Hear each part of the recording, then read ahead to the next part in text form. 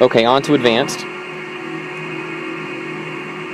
Here you can create a lash up. A lash up is used to control more than one engine at the same time. So we can actually go through and do this. We have both engines on the track, so create lash up, create an MTH lash up, add an engine.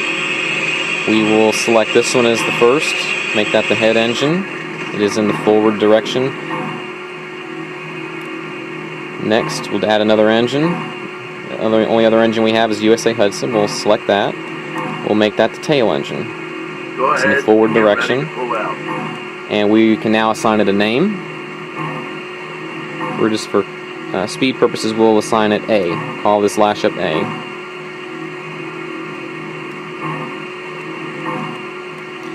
When you're done, you select the D at the very end.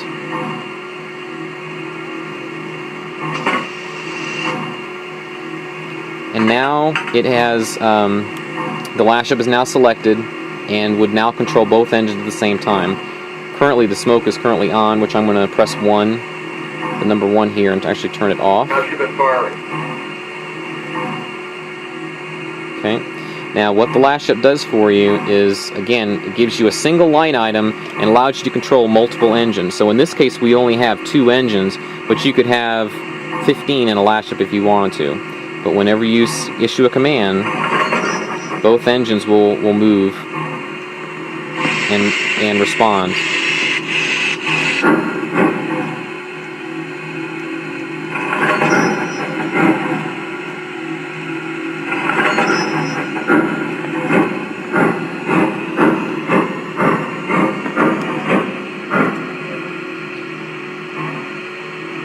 Okay, and right now the lash up is the only engine listed in the active, so I'm going to go back and move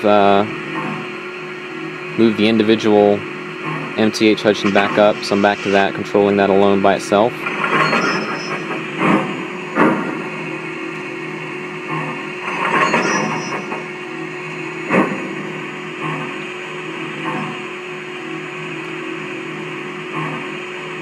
Route setup, this basically allows you to create routes. For more information, you can go to your DCS manual for that. Scene setup, again, this is another control feature. Again, go to your DCS manual to learn more about that. Record playback. What this feature allows you to do, as you can see here, it says record, stop, save, play, and LOP for loop.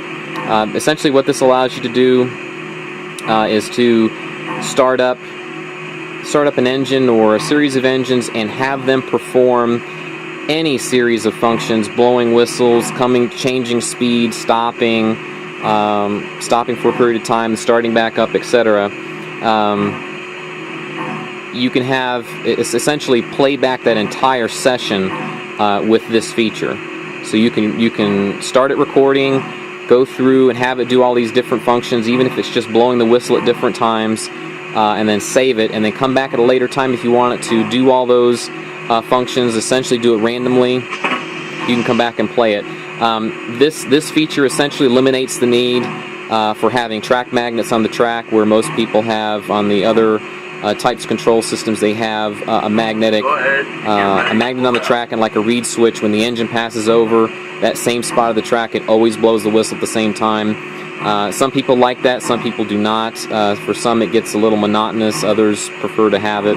Anyways, this basically allows you to either duplicate that or to have it play, a little more randomly.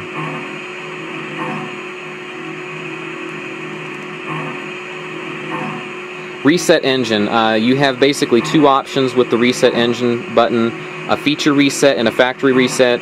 Feature reset goes through and resets all the lights, the smoke, sound, everything down back to a default level.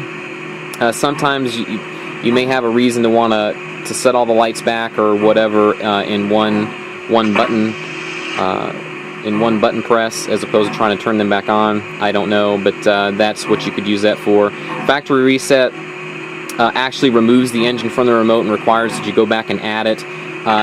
In my DCS tips section, there is actually a couple of situations where you may actually need to perform a feature or factory reset, and I actually do talk about it there if you want to read more about it.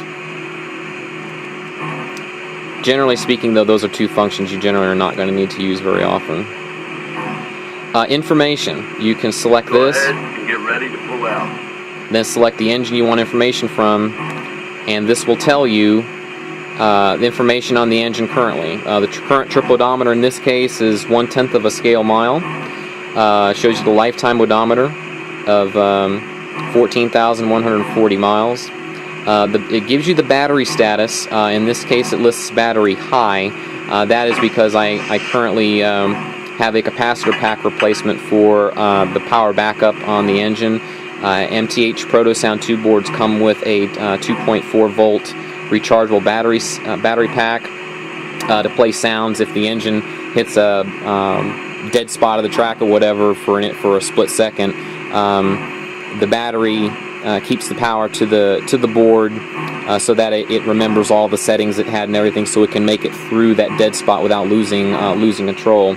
In my case, I chose to go with a capacitor set to make the engine truly maintenance free, as every 3 to 5 years you would need to replace the battery pack.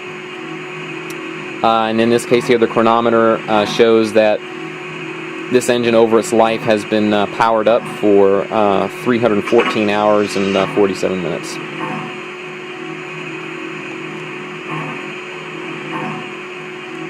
Go ahead and get ready to pull out. AC input, you can select this based on the frequency of the power input. This is not something that we in the US are going to need to mess with. And that's it for the advanced features. Okay, and moving down the remote, there are some other buttons here. We have the labor rev up button and the drift and rev down button. Essentially, what this allows you to do is that when the engine's running, let's get it moving here. If you press the labor, it manually plays the labor chuff. If you press it down, it plays the drift chuff. Now, if this was a diesel locomotive, this actually allows you to step up the diesel engine sound acceleration. You can actually notch up essentially the diesel engine motor manually. So if you wanted to have true prototypical operation just before an engine moves, before you choose to move it, you can press the rev up button and it'll notch up the acceleration. Then you can move the engine. Some people prefer to run like that. And the same thing with the rev down, that each time you depress this, it will decrease the, for a diesel locomotive, decreases the diesel locomotive engine sound step. We've already talked a little about the boost and the brake, what those already do. The coupler front and coupler rear, depending on your engine, you may have a what they call a proto coupler installed.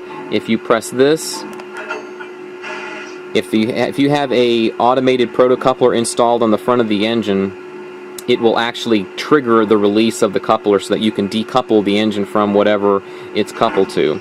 Same thing with the coupler rear, excuse me, that it'll actually trigger the release of the coupler on the back. That's actually a pretty cool little feature.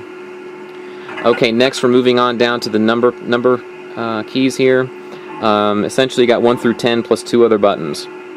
Starting with number 1, that is your smoke on and off button, and whenever you press that, you will get a message on the remote telling you whether the smoke is on or off.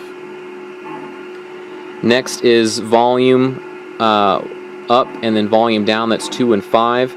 What this does for you is it controls the overall volume level of the engine, the bell, the engine, the accent, sounds, everything.